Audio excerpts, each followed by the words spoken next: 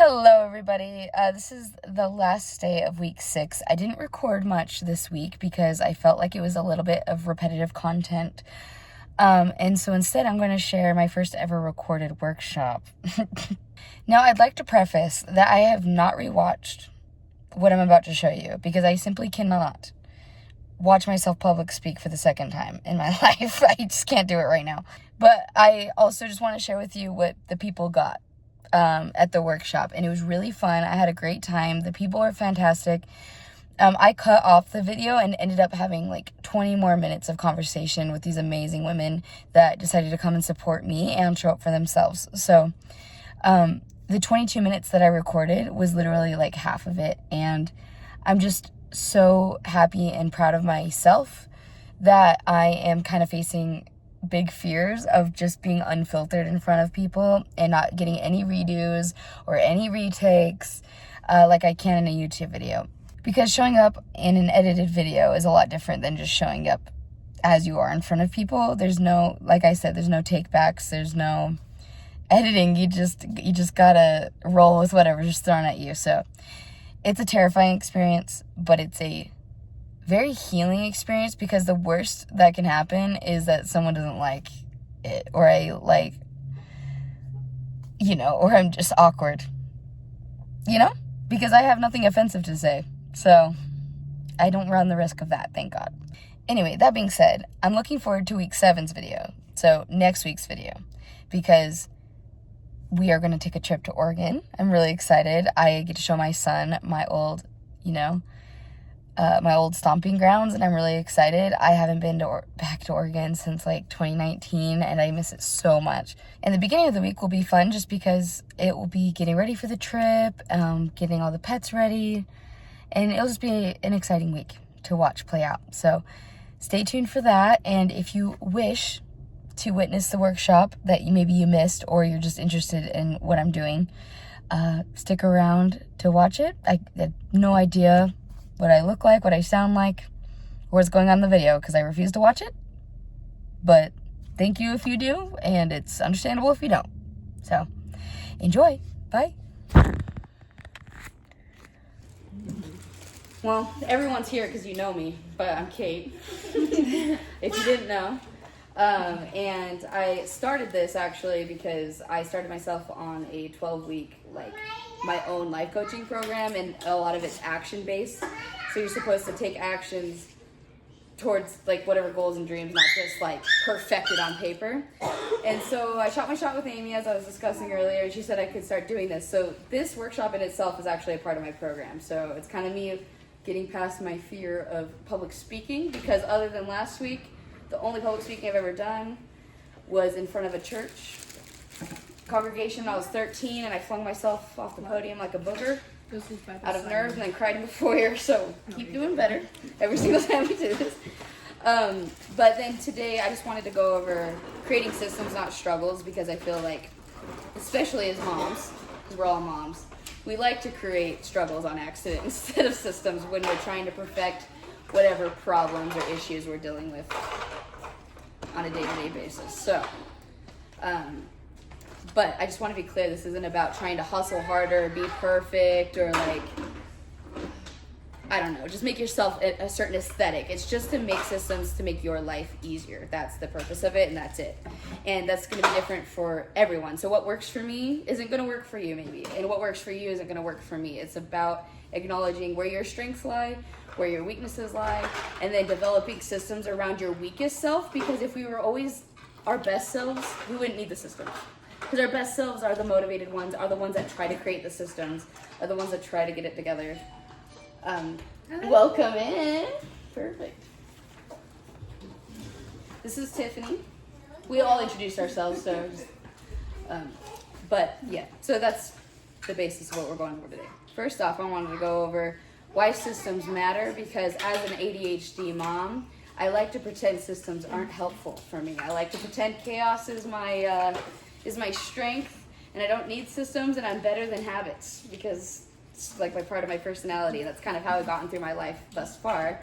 But then having Kai, who is like having ADHD outside your body, is what having a kid is so then it's two two battles all the time, constantly. So systems have really helped me out. And my favorite quote from Atomic Habits by James Clear, and I'm sure you've heard of the book because it's super, I wouldn't say it's overrated, it kind of changed my life, but it's super popular, is that we don't rise to the level of our goals, we fall to the levels of our systems. And that really triggered me when I read it. I was just like, oh, shut up, because it was like a call-out post. But that's why systems are important, because systems are supposed to be there when you're having a bad day, when you're not on top of things, when you're falling behind. It's something you're supposed to lean on when you don't have motivation, when you're not, just when you're not on top of it. So that's why systems are important, because they're supposed to create ease. They're supposed to help decision fatigue. They're supposed to manage you when you can't manage yourself. So that's why systems are important. Now, the reason why it's creating systems that struggles is a lot of times we're creating systems thinking we're creating systems, but we're actually creating a lot of struggles. And a lot of times this happens when we're trying to fit an aesthetic. Like we see someone on Instagram that seems like they have their life together, they're the mom we want to be, or like our sister-in-law seems like she has it together and her house is always clean and she's always perfect, and you're like, I don't know how she's doing that, so you start copying her, but you're just having a mental breakdown trying to keep up with it all the time. Or a secondary part of that is that you're trying to reach an expectation you have of yourself, or maybe your parents put on you, or that you just found on the internet. Again, it's just an outside force that is creating your system, not an inside force that's creating your system. And then lastly, when it becomes a struggle is when all your guilt and shame and your self-hatred stems from that system, because that's not supposed to be what's happening, you know what I mean? If you create a system and then when you don't reach it, or you don't complete it, or it's not perfect, or you feel like doing it, you just feel like a piece of crap. That's not a system. You just created a struggle that you suck at doing. So that's how you know that you've created a struggle and not a system. Okay, and then how do you know it's a struggle? Maybe you're like, well, it is a system. It's I have a cleaning schedule now. I have a chore wheel that's really cool. I color-coded my journal and my dreams. And you're like, this is a system, and it's really good. Hey, stop. No, literally, this weekend I really... what's in my brain. Yeah, no, listen, if you crack open any of my journals, you'd think a psychopath lived in there, because all my dreams are constantly highlighted and organized by tabs, and I live in my journal because it's a lot easier to deal with than me, myself and I, because it's when I open my journal, I am motivated. I am on top of it. I care about the things that I'm writing about. I do think in that moment I will be on top of all the things I'm writing out. I think I can handle everything all the time, be the perfect mom, be super fit, have home-cooked meals, just have a super clean house all the time. And that's the expectation I have of myself, and no one else really cares, really. And if they do, it shouldn't matter, But that's my own fault. That's my own thing that's going on. So if it's a struggle, it only works when life's going smoothly, and it only works when you're motivated. That's a struggle, because that means you being on top of things is handling that system well. And then it's a source of guilt and shame. It's based on should-dos, not what's working for you. Yeah. And then it's stressing you out more than it's helping you out. So a good example of this for me is the morning routines that I like to create for myself sometimes. I like to try to do meditation and yoga and stuff before my son wakes up, which is ambitious anyway, because he wakes up at 6 a.m. But also, I swear to God, he can hear me wake up. He can hear me open my eyes, because he's there at 5 a.m. if I get up or whatever. So that stresses me out. My own system stressed me out a lot. So, okay. So, to figure out for you right now, I'm sure you all have systems that you're thinking about, that you have going on, that you're holding on to, or that you really are ideal, that you're just holding in your heart. You're like, someday I'll do it. You need to ask yourself, is it scaffolding or is it shackles? Okay, is it supporting you? Is it temporary? Is it customizable? Is it flexible? Because scaffolding isn't meant to be the whole building. It's meant to just help you get to the building. And then when there's constructions or Renovations, the scaffolding comes back up, but it's not there all the time, right? So we're not depending on it all the time. It's just there to catch you. And shackles hold you back. They're restrictive. They have to be perfect. You have to be on top of it, or else the system is just useless and it's just haunting you at all times. So personal examples for me. In my head, I would like to be the person that does laundry every single day. Like my mother-in-law. She's like really on top of it. She folds it, she puts it away. Dylan had like a made bed every time he came home. I wish I was that person. This is my cousin Melissa. So Melissa, so happy you're here. I like wish I was that type of person, but in reality, laundry overwhelms me. I don't like the texture of feeling other people's clothes. I don't like the 5-step process of doing the laundry every time, where it's like 18 buttons and finding it around the house and like separating it. So ideally, I'd want to have it all folded neatly, put it in a closet, no laundry everywhere. But new system that actually works. I don't get behind as often, and I can pick it back up whenever I am getting behind, is the 3-basket method, which means there's a basket for Dylan, there's a basket for me, and there's a basket for Kai. And all I have to do is get it out of the dryer and separate it. And then people can find their clothes. You have clean clothes. And honestly, we're not the type of people that steam our clothes, so we're not worried about wrinkles. And if we are, we can just toss it back in the dryer, you know? So occasionally, when Better Me comes out, I fold it and put it away. But the system is that we have a basket to catch it, rather than it just being on the floor collecting whatever, you know, dog hair or whatever. So that's an example of like, that's an actual system. It's not pretty, it's not cute, but it works. And then another example is dishes. A lot of people, especially moms, we tend to be the person who catches all the dishes for whatever reason. I don't know what that's about, but sometimes trying to catch up with that all the time while you're stressed, or your kids are eating 3,000 things off of plates every day for some reason. They can't just use one. Yeah, or like the 10 cups that they need. The 10 cups per kid. I just got a new fridge and it has the water thing, so then they have to like get a new cup. Yeah. My grandma's house needs that. Everybody gets So excited you guys are drinking all this, but you can use the same cup. Yes. So yes, clearly the dishes is like haunting all of us. I think one of my favorite systems that somebody else with ADHD told me was, hey, I don't like to use paper plates necessarily when I come on top of it because it's kind of wasteful or whatever. But what's more wasteful is you can't get to your dishes because you're overwhelmed by them, and then you have to go out to eat, and so you waste money, you waste whatever the packaging that comes in. So at the end of the day, if it helps you just to use paper plates for a couple of weeks, no dishes except the pan you cook stuff in. So again, that's not aesthetic. It's not like something you post on Instagram, like, look what I'm doing. I'm using paper plates. But it is a system and it helps you out. So that's just an example of like, if you put aside aesthetic or like goals, it's helpful. And then, so I'm like rushing through this, I guess, since I'm like really nervous, apparently. So I just like, so I created this like little worksheet so you can kind of like identify, because it's really easy. I'm so easy. Like I was literally doing this workshop, was working on this workshop, creating struggles. So I was like actively like, dude, you're doing it yourself right now. And it felt like a call out, like the whole time I was doing this. So this is just a helpful reflection of like, am I doing something because somebody else is doing it, or am I doing it because it's actually helping me? And then the helpful reframes, it's really important to get like your mindset in the right spot, because if you are starting from a place of judging yourself, or feeling like you're not enough, or just like really any negative emotion, creating that system, you're just dooming yourself to fail, and you're dooming yourself to struggle if you're just like doing it out of negativity.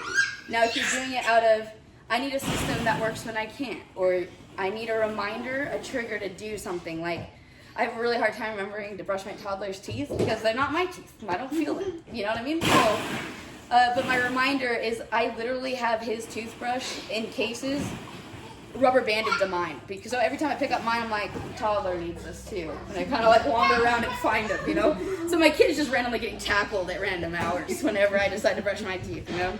So that's a reminder, that's a trigger. Or Dude, that's badass. Yeah, and this kid would have his teeth rotting out of his head if it wasn't for the gum. No, seriously, my boyfriend. Do you remember he brushed his teeth? No. He's Yeah. like, I see a stain on his teeth. I'm That like, is a good idea. I'm like, I told You're just my like, dad. My kid's like, Older now, don't. but when they were little. Don't. No, and it's hard too. This 'Cause- one will, but my oldest, no. He's like, don't put that in my mouth, you know. Well, exactly. And then like also tasks that take extra effort because they're like literally hard to do. You're not go on gonna. the shark with that. Yeah, With just a especially- rubber band, and be like, I have an idea. What about Yeah. you got to make it fun or something, you know? I no, don't know. but seriously, Interesting. this is what it is, and then you sell it. All moms would buy it. Really. It's true. That feels kind of dirty though. Please remember to brush your kids. Like, please They're bring all- your kid. They'd be like, you don't brush your kids. No, you know, they'd be like, yeah, we actually. He's like, do. shut. This is At my 10 problem. p.m. If it doesn't apply to you, scroll on, please. But then also other triggers is again mentioning the Atomic Habits by James Clear. I cannot emphasize enough. If you are like anti-habits in your head, this book will change your life about habits, because it's not about like, oh, you have to have 10,000 habits to like have a successful life. It's like about like, hey, what's the tiny daily tasks that you do every single day is what adds up to your life. It's not like, you know, it's not just like, oh, if I do this like 10 grand things every day, I'll be successful. It's like, no, if you remember to drink water, eat a vegetable once in a while, brush your teeth, get a couple hours of sleep if you can manage, like you'll be like thriving and be able to have energy and be capable of doing other stuff versus like I burn myself out every 2 weeks and I'm struggling and then I backslide or whatever.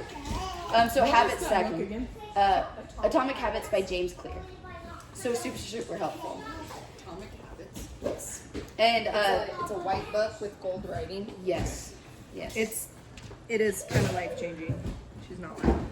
Yeah, it's very helpful. And also it really reframes, it like focuses on people who have like kind of scatterbrains. So it was very helpful for me. So another example of the habit stacking, like me rubber banding my kid's toothbrush to mine, is okay, you have medication that you have to take every day, but you can't be bothered to remember it because if you're not feeling bad that day, you don't think about it. Sticking that thing on top of your coffee maker, so you have to like literally move the medication to lift up the lid to like put the coffee in. It's like an inconvenience not to take it at that point. You know what I mean? You're like actively trying. So it's like habit stacking. Or every time I go start my car, I have to like grab the bag that's right there. You know what I mean? Like the keys are in the bag actually, so I can't forget my work bag unless I carry it out to the car. So that's an example of habit stacking. And then another reframe is I have no willpower. Nobody has willpower all the time. It might seem like they do, but really they just have systems that work for them, that get them in there. Or they're doing things that they happen to like. You know what I mean? Like like athletes, they like doing what they're doing. You know what I mean? They're not just like, it's hard. I'm not taking that away from them, but they enjoy doing what they're doing. They're not just grinding their gears to do something they hate every day just for giggles. You know what I mean? They like doing what they're doing. They like the result. So you can try to reframe it. How do I make this the default easier? So if you're having, my personal example for this is, my goal is to lift weights every time I go to the gym. Okay, sometimes I don't have the willpower to load up the weights and take off the weights and then focus and time my rest. So my easier default is if I get to the gym, I get on a cardio machine. I can dink around on my phone, I can read a book, but my body's moving. That's the easiest default. It's not, oh, I'm just going to stay at home instead. It's, I've made what my goal is the easiest level, and that's my baseline system. So bare minimum, I get 45 minutes of walking every day. When I'm on top of it, I go lift weights, and then I go for a run, and I do some stretching afterwards too. But that's up to better me to do. That's not up to my system, if that makes sense. And then the last one is, why can't I keep at it? What you need to reframe it as what's missing from the system and not what's wrong. Because there's probably not something wrong with you. Like maybe that's not like your strength. So you're just building a system around someone else's strength, not yours, you know what I mean? So you really got to think like, okay, what's missing in this system that would be helpful to me? So that's like a helpful reframe, and it doesn't put blame on you. It just helps you find a solution without like just feeling guilty about it. And then the last thing I want to go over at the bottom, you're like, okay, great. Now I know the difference between struggles and systems. Whoop-de-doo. How do I create a system? These are like really baseline questions. And again, they might not cover exactly the systems you need or exactly the problems that you are facing. But it does have like the general vicinity of basic systems that you'll be needing. So it covers what's the problem you're trying to fix, because that's what the purpose of a system, right? So you cover your problem. What's your actual capacity? Now you're not saying the capacity of my best self, remember, you're saying the capacity of the worst, like dingiest version of you, okay? The person that doesn't brush your hair, the person that can't be bothered to change your kids' clothes, you just make sure they have a clean diaper on, you know? The version of you that's like, I'm not gonna eat any food today except trail mix and a cheese stick. You know what I mean? Because I cannot be bothered to even microwave anything. So literally your system should be catering to the full capacity of your worst self, the grimiest version of you, okay? And then you need to find anchors, like systems that, like little reminders, habit stacking. There's also like, a lot of times, like for house cleaning, for example, we get overwhelmed because there's 1,000 tasks to do in your house. Create anchor tasks. So it's like, and you don't have to do an anchor task for each day, but it can be like, okay, every Monday, I hit a bathroom. Every Wednesday, I collect all the trash in my house. And every Friday, I make sure all the laundry is washed. And that can be the baseline. And then at least you have no trash stinking up your house. Your bathroom's not disgusting. And you have clothes. You know? So it's like having little anchor systems. That creates routine. That creates flow. That creates stability that you can build off of. And is really, really, really helpful when you are just constantly overwhelmed. Because I tend to be a person who tries to do it all at once. I'm freakishly efficient when I need to be. Dylan gets scared when we invite someone over and I can clean the house top to bottom, entire house in an hour. And he's like, where did this come from? And I said, anxiety. Thank you for asking. So it's not about what you can do potentially. It's about what you can do realistically. So, and then how can I reduce steps or automate things? Okay, if like certain things like bills are stressing you out because you have to by hand do it, take the $3 charge that is to automatically pull it out of your bank. You know what I mean? Because you know what's bigger? A late bill. You know what I mean? A late fee. Or you pulling your hair out because you're like pulling crap out of the couch trying to like figure out where it's gonna come from, you know? So automating things. Or at night, it's like you automatically pack your gym bag. So that way in the morning, you don't have to think about where everything is. You just grab something and go. That's an example of automation. And then the last question, which is always the most important, is what will the system do for me on a hard day? And that's kind of the basic questions you should go over. But that's kind of my spiel. If anybody has questions, it sounds like. I just have a comment. Yes. Like, try to go through your house with a notebook and like everything that needs to be done in a certain room, like make sure all of the supplies are in that room, right? Like, you know, you're gonna need toilet bowl cleaner in the toilet, like where the toilet is. So why is it all the way underneath the kitchen sink? Like, take it and put it underneath the bathroom sink so it's right there where it needs to be next to the toilet. I know that's not always feasible with like littles Yeah. and child locks and stuff, but No, that's really helpful. and then also to like just thinking about what you usually do in your kitchen, like your baseline stuff. Like 4 times a week, my kids are gonna have peanut butter and jelly sandwiches. So why am I gonna put the silverware over here and the bread over there and the peanut butter over there and the jam over here? Like, why wouldn't I just put it all kind of like in one spot? So the silverware and the bread and the peanut butter are all kind of close by the fridge, so that it's all really close, instead of trying to go all over the place in the kitchen to make that one thing that you usually make, you know? Yeah. So that step saving in the house is Yes. a real thing. Yes. And that's a very good example. Thank you. Yeah. Does anybody have any comments or their own like tips and tricks to like the same struggle, because we all do it, or questions that are like something tripped my mind up or something? You're fine. Anybody on the spot? If not, no worries. we can just end this session. We can all eat cookies. Does that sound good? Okay, I'm going to take that as a yes. Okay, perfect. Oh, hey, I'm back. I just also wanted to film an outro just to say thank you if you made it this far into the video. I hope you enjoyed what was in the workshop. I really like the topic of creating struggles and not systems, because I am the #1 victim of doing that to myself. So I hope it was helpful, and I can share a link to the worksheet that I pass out to everyone as well if you are interested in the little personal exercises. All right. Thank you. I'll see you next week.